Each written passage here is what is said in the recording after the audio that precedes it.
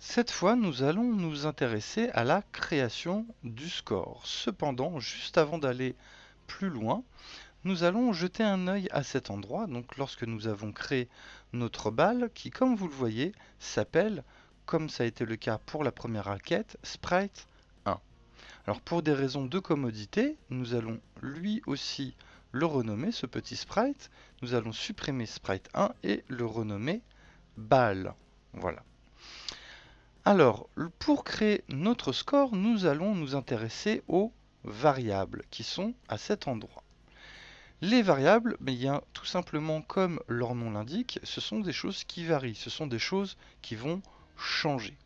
Alors concernant nos variables, donc le système de score, nous allons devoir en créer deux. L'une qui va concerner le score du joueur 1, l'autre qui va concerner le score du joueur 2. Alors pour créer une variable, il suffit de cliquer sur le bouton Créer une variable ici, et on nous demande donc d'indiquer un nom à cette variable.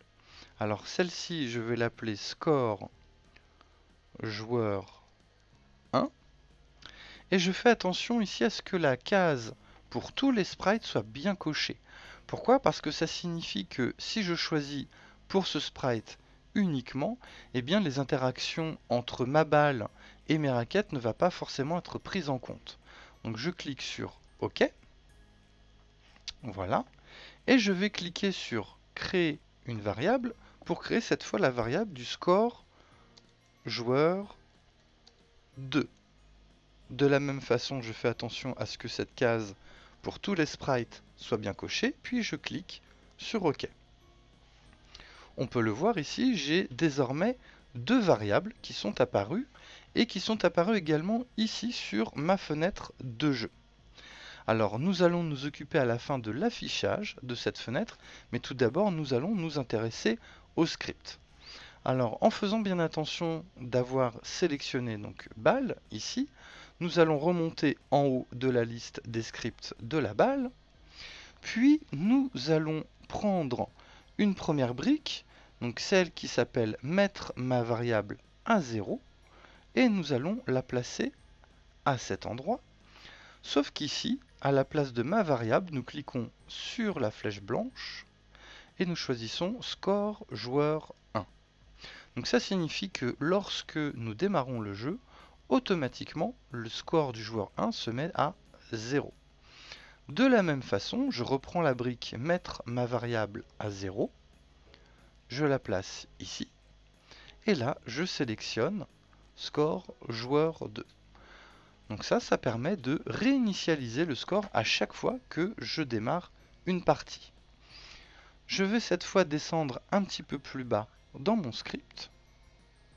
Voilà, à l'endroit où nous avions mis tout à l'heure donc ces briques vertes supérieures et inférieures. L'idée, ça va donc être de dire à Scratch, lorsque par exemple la balle passe derrière le joueur 1, donc c'est le joueur 2 qui doit marquer le point, donc il va gagner un point. A l'inverse, quand la balle passe derrière le joueur 2, c'est le joueur 1 qui marque un point, donc il doit évidemment gagner un point. Alors comment ça va se passer? Eh bien rien de plus simple. Je vais prendre cette petite brique ajouter 1 à ma variable que je vais placer à cet endroit. Donc voilà, pour l'avant-dernière condition, si alors, je la place entre caché et aller à x0, y0.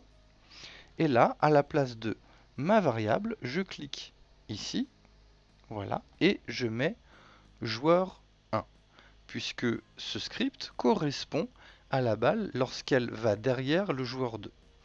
De la même façon, je prends une brique ajouter 1 à ma variable, que je vais placer cette fois ici, donc dans la dernière condition, entre caché et aller à x0, y0. Et là, à la place de ma variable, je vais choisir score joueur 2. Donc là, par défaut, nous avons la valeur 1. Évidemment, vous pouvez, si vous le souhaitez, indiquer d'autres valeurs. Vous pouvez considérer que lorsque vous faites passer la balle dans le coin adverse, bien au lieu de gagner un point, vous pouvez en gagner 2, en gagner 3, etc. Vous êtes totalement libre d'indiquer les chiffres que vous souhaitez. Dernière petite chose, à ce niveau, nous allons un petit peu aménager tout ça pour avoir un affichage un peu plus agréable. Alors comme vous le voyez, je peux déplacer ces deux éléments, là où il y a écrit score joueur 1 et score joueur 2. Et pour rendre l'affichage un peu plus agréable, donc je vais faire un clic droit sur le score joueur 1 et je vais sélectionner le mode grande lecture qui va m'afficher simplement le chiffre ici. Alors faites attention, évidemment, l'idée c'est de positionner ce petit cadran de score dans le camp du joueur 1 et de ne pas le mettre dans le camp du joueur 2, sinon forcément les résultats vont être faussés. Et de la même manière, donc score joueur 2, j'effectue un clic droit dessus, je mets mode grande lecture et je le positionne donc dans le camp du joueur 2. Et voilà, si je le souhaite, je peux cliquer sur mon drapeau vert. Voilà, hop, automatiquement, donc là, vous voyez, le joueur 2 a marqué un point, etc. Donc là, le système de score fonctionne. Et maintenant que nous avons vu tous ces éléments ensemble, il ne nous reste plus qu'à sauvegarder notre jeu. Alors il y a deux petites étapes à respecter. La première, à cet endroit, comme vous le voyez, me concernant, j'avais nommé mon jeu nouveau projet, mais vous pouvez bien entendu lui donner le nom que vous souhaitez.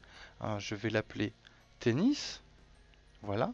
Alors l'idée c'est tout simplement de pouvoir retrouver facilement sur votre compte Scratch le jeu que vous avez créé. Une fois que vous l'avez renommé, je vous invite fortement à cliquer sur Fichier, puis sur le bouton Enregistrer maintenant, ce qui vous permet d'enregistrer automatiquement votre jeu. Alors il faut savoir que Scratch réalise des sauvegardes temporaires toutes les 30 à 40 secondes. Cependant, il peut y avoir des petits soucis techniques où vous pouvez tout simplement être déconnecté d'internet et le cas échéant vous risquez de perdre tout ce que vous avez réalisé. Donc pensez bien évidemment à faire cette sauvegarde.